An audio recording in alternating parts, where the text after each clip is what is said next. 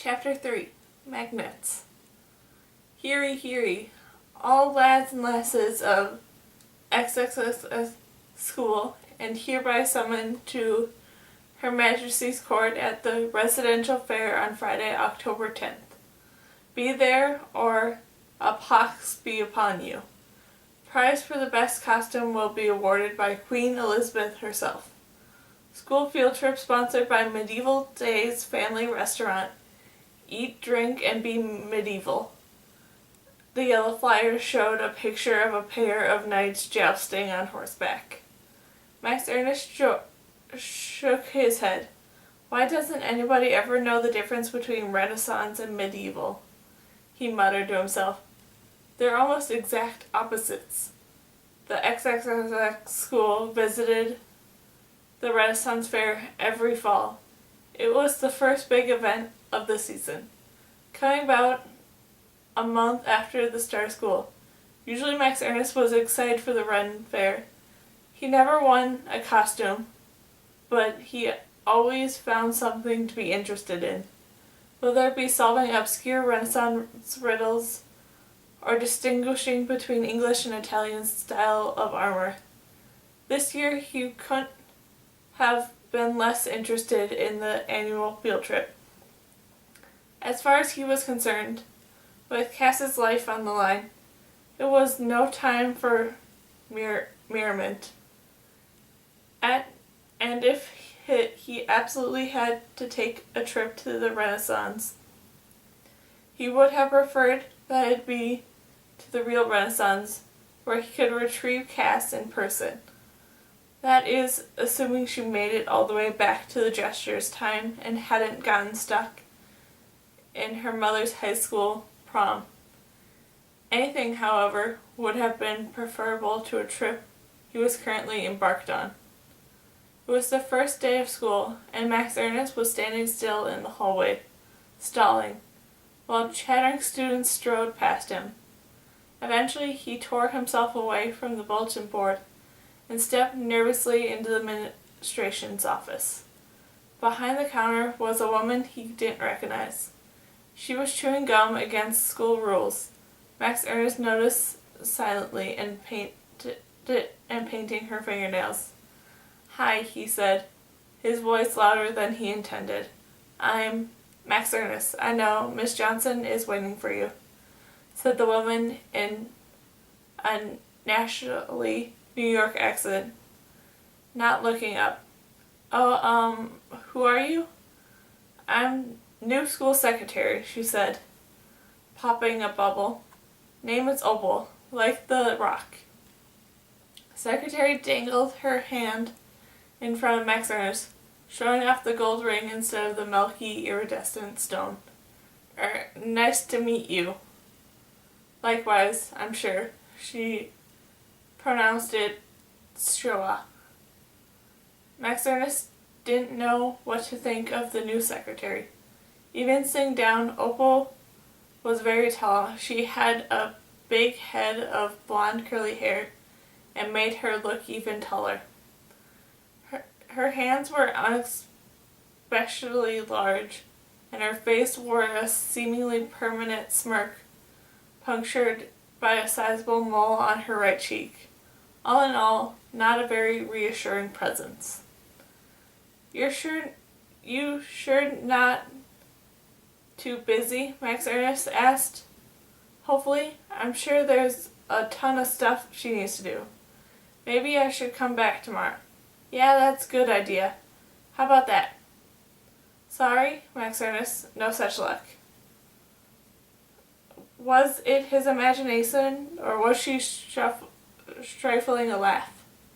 Max Ernest took the tentative step in the direction of the principal's door. The last time he'd seen Miss Johnson, she had told him she'd never wanted to see him again. And for good reason. He and Cass and Yo-Yoji had stolen Miss Johnson's family heirloom, the tuning fork, and blackmailed her to boot. It all had been for a notable purpose of saving Cass's mother's life, but that certainly didn't matter to Miss Johnson. would be lucky to leave her office with the semester's worth of detention. Expulsion was more likely. She said not to knock, Opal added brightly. Just walk in. Max Ernest nodded weakly. His throat felt dry. His palms sweaty. Finally, he steeled himself and turned the doorknob. Max Ernest, for shame. Didn't anyone ever teach you to knock? Sorry, Miss Johnson, Max Ernest stammered, silently cursing to the new secretary. Apparently, that's what she set him up for. We will be most stifled for you to address us as Your Majesty, please, said Miss Johnson with an exaggerated English accent. Well, don't just stand there. Come in. Max Ernest couldn't help gasping. He almost didn't recognize the woman standing in front of him, in front of a full-length mirror. In place of her usual polyester pantsuits and matching hats, she was wearing a very long velvet gown and a rhinestone tiara, a black stone pendant, and a black velvet ribbon hanging around her neck. It was shaped like a very inverted eye and polished to a glossy sheen. I, or rather we, will be Queen Elizabeth this year for the Renaissance Fair. And as you see, you have interrupted us in our royal chambers. Normally the punishment for such an offense would be death. Sorry, Your Majesty. Much better. So tell me what you think of the dress. Too plain? Too gaudy? It has only just arrived from the tailor. Max Ernest looked down, unsure of how to answer the question. When he looked up, he gasped out loud. The pant she was wearing appeared to be floating in the air. It's a magnet, said Miss Johnson, following Max Ernest's eyes. Oh, that explains it, sort of. The magnet was pointing directly at him, or rather the tuning fork in his pocket, he thought. A very strong magnet, she added. It attracts and absorbs all negative energies. It has transformed our life. She patted the pendant and it settled back against her chest. You see, something terribly important has happened to us. We have received a message from ourselves. Before Max Ernest could ask what that meant, or declare that it made no sense, or even ask just what message she had received, she continued. And we went on a journey to a land far, far away. We call it, Max Ernest didn't think he'd heard her correctly. The I love me? Well, there is a play on words, yes. But what we said was the Isles of Me. The island of pure self and lies within us all. And what sent us on the trip from us to us? You asked. She paused for emphasis. The answer is you. You and your friends. Me, us? Miss Johnson nodded. In your own way, you've done me a favor. Carefully adjusting her dress, she sat down behind the desk. The principal once more. After you took the tuning fork, I went through a kind of withdrawal and realized the fork had been ruling me, that I wasn't the master of my own isle. So, to speak, she explained, dropping the rail, we, and the English accent at the same time. It was time to put the I back in me. You mean the letter I? There's no I in me, said Max Ernest, who was struggling violently to follow along. Or do you mean to put the I back in me? He asked, looking at the eye-shaped pendant hanging from her neck. Whichever, both. I was speaking figuratively, said Miss Johnson impatiently. Somehow I knew the tuning fork would come back to me, and I wanted to be ready when it did. What force could protect me? Asked I. What would draw the tuning fork away from me, even as I was drawn to the tuning fork? And do you know what I told me the answer to my problem? A magnet? Max Ernest guessed, taking the seat opposite the principal.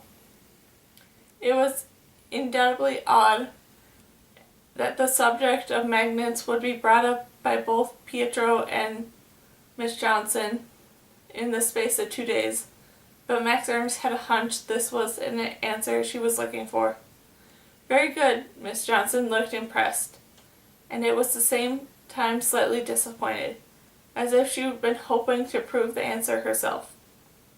Naturally, being a principal of magnet school, I had considered the significance of magnets before, but I had never considered there might be a personal application, Miss Johnson continued. Oops, I believe I just let it slip that our hero's school was a magnet school, or rather, Miss Johnson did. Oh well, too late. That particular cat is out of the proverbial bag. You probably know what a magnet school is. Perhaps you attended one yourself. A magnet school is designed to attract students from all over the school district who might not otherwise go to school together. This is what's known as diversity. To achieve this goal, most magnet schools specialize in a certain subject. But our hero school wasn't an art magnet or a science magnet or a sports magnet. It was just a magnet, or as Max Ernest called it, a magnet. For years, Miss Johnson had been trying to come up with a more specific mission for the school. As a principal with principals, her favorite idea was for the school to be a manners magnet. But the students disliked the idea so much that they rebelled with a manners boycott. You can imagine what that was like. It was quickly became known as the Revolting Revolt because of all the burping noise, nose-picking, mouthful of food, opening, and I'm sorry to report farting. Miss Johnson gave in very quickly. And lo and behold, what should I find in my attic? A box of things that belonged to my great Aunt Clara. The same woman whom the tuning fork belonged to, incidentally. The one everyone said was a witch. The magnet? That's right, the very magnet I am wearing around my neck. She held up the pendant for Max Ernest to inspect. At close range, it seemed to be some sort of black stone with a very thin vine of gold running through it. I have dedicated no longer to be ashamed of my ancestors, but to embrace her memory, continued Miss Johnson. It may be there is much to learn from her so-called witchcraft. Now I cannot wait any longer. Do you have the tuning fork? I take it that's why you wanted to see me. She looked anxiously at him, craning her neck, inspecting his pockets, her bulges, trying to peek into his school bag. Yeah, it's right here, Miss Johnson. This time she didn't bother to correct him on the name. As soon as Max Ernest brought out the tuning fork, Miss Johnson's eyes were drawn to it. Her eyes were magnets themselves. The pendant around her neck was floating again. Straining against the chain, Max Ernest meanwhile felt an invisible force pulling him towards the principal. You see its power? She gasped, tearing her gaze away from the tuning fork. She stood up and walked around her desk to Max Ernest. We will make a circuit, you and I, she says, grasping him by the hand and pulling him out of his seat. We will draw out the negative energy and create a positive flow. Positive or negative, all Max Ernest could think was that he was the principal were holding hands. Holding hands. He gritted his teeth and prepared to wait for it out. At least it looked like he wouldn't be expelled.